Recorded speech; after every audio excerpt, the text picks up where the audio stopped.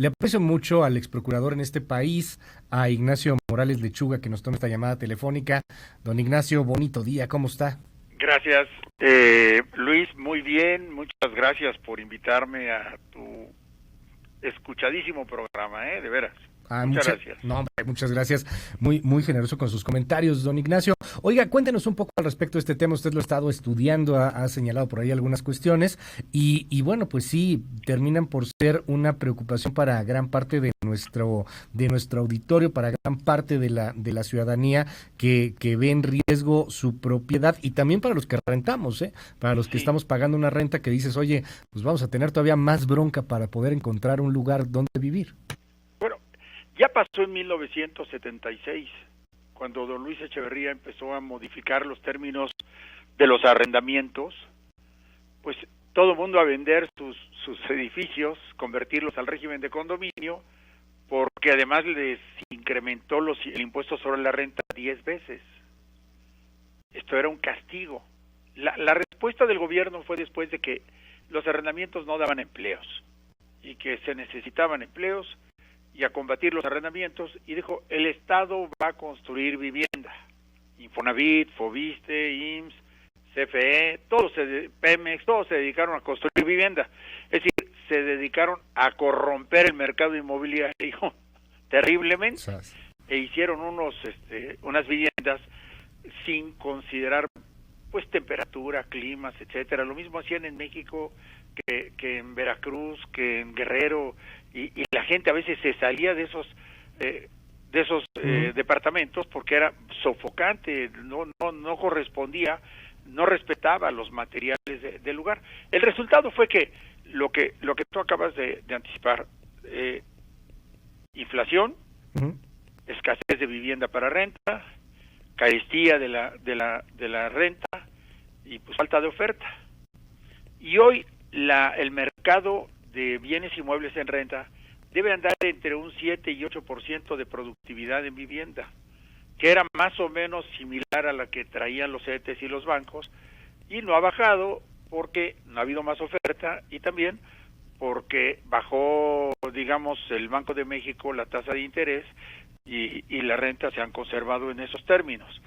Pero quiero decirte, no sé si ya lo dijeron ayer, que ya hay una cláusula dentro del Código Civil que permite el ajuste de las rentas en casos de emergencias nacionales como la pandemia, que se llama la cláusula rebus sic stantibus. Está prevista en el artículo 1796, fracción 2 del Código Civil.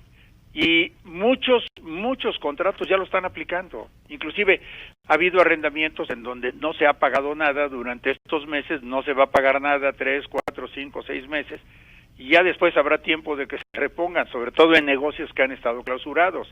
Y en renta de vivienda se ha reducido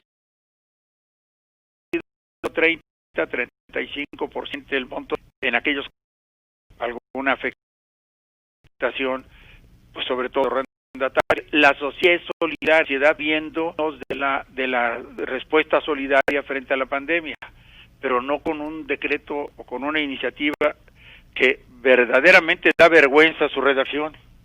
A ver, hay aquí un punto importante porque se hace con el pretexto de la pandemia y nos dice en el artículo 1796, fracción 2, si no me equivoco, Ignacio Morales Lechuga, si lo anoté bien, ya está previsto algo así, o sea, hay una emergencia nacional, se puede renegociar, se puede llegar a un acuerdo e inclusive si hay pleito, pues habrá también una resolución que puede beneficiar de hecho a la parte afectada, digo, en este caso a quien está rentando. La deudora. Exactamente. Entonces hay una ley ya, esto ya está previsto, pero aquí el pretexto es con base a que algo populista, quizá tratar de ayudar, de jalar más votos. Y de odio hacia el propietario. Okay. Porque, por ejemplo, en el artículo 2398, que es el primero que toca, hablan de que es un arrendamiento, aunque las partes le dieren otro nombre. Eso ya existe en el Código Civil. El Código Civil dice los contratos se van a guiar por la intención de las partes y no por el nombre que le pongan. O sea, Este artículo es innecesario. Pero luego viene otra cosa peligrosa. Dice, el arrendamiento de vivienda es un contrato específico de arrendamiento por medio del cual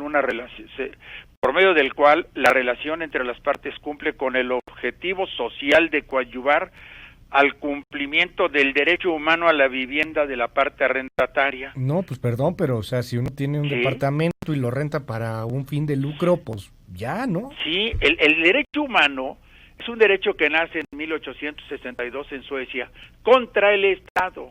Uh-huh. Y la última generación de derechos ha sido contra las grandes compañías estatistas o concesionarias. Uh-huh. Por ejemplo, pues uno, no quiero citar nombres, pero vamos a pensar la CFE. Uh-huh. Contra ellos se puede ejercer un derecho humano, contra Pemex se puede ejercer un derecho humano, pero no contra el vecino.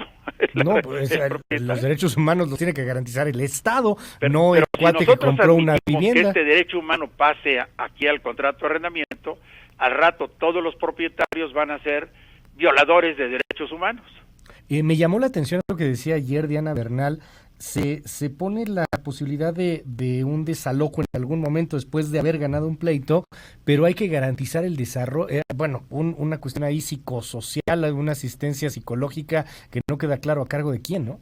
Ya aparecía en el artículo 60 Ajá. de la Ley Constitucional de Derechos Humanos, que actualmente está en litigio en la Corte. Porque el derecho a invadir, que así le titulé yo en un artículo, ajá, establecía que no podía uno desalojar a un invasor sin pagar sin tener sentencia, sin pagar los gastos de mudanza, sin pagar los daños que le ocasionara los muebles por la mudanza y sin apoyar la terapia psicológica de la familia por la expulsión o desalojo. A ver. Esto lo vuelven a incorporar ahora de manera más dibujadita.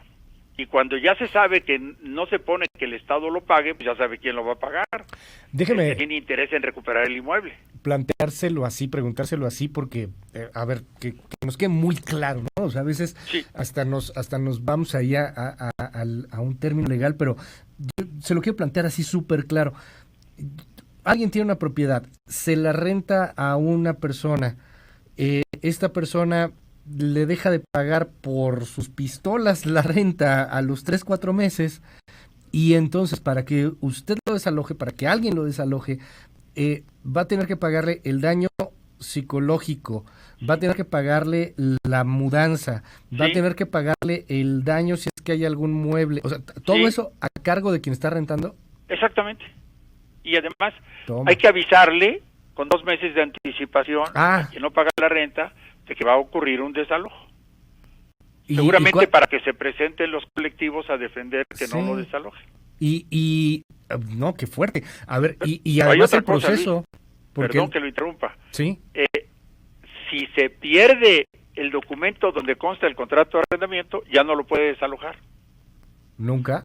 No. Bueno, pues así está redactado.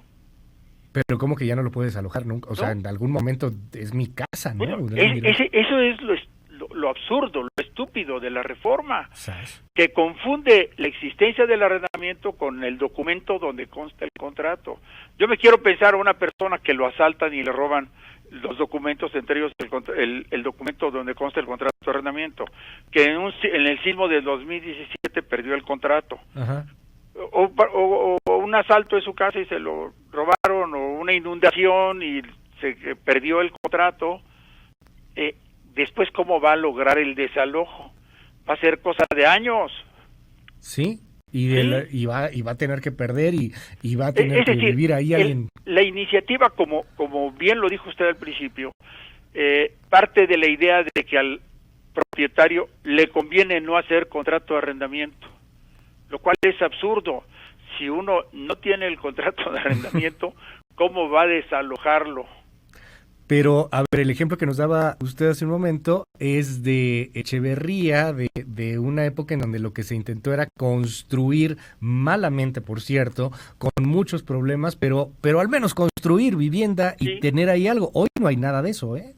Efectivamente, en aquella época, es cierto, todas las descentralizados se pusieron a hacer vivienda y se creó el Infonavit y la idea era que cada mexicano tuviese una vivienda, un sueño, pero bueno, ese era un proyecto y se construyó mucha vivienda, mal, pero se construyó. Pero ahora efectivamente no hay nada. Finalmente, déjeme preguntarle, Ignacio Morales Lechuga, todavía hay Suprema Corte de Justicia de la Nación y todavía pues parece que se mantiene de alguna u otra manera independiente a la injerencia de los poderes con sus asegúnes, pero esto va a llegar ahí en algún punto si pasa, ¿no? Si pasa, efectivamente podría haber dos acciones. Una de inconstitucionalidad por parte de la minoría parlamentaria del Congreso y la otra, los amparos de particulares. Que serán muchísimos. Sí.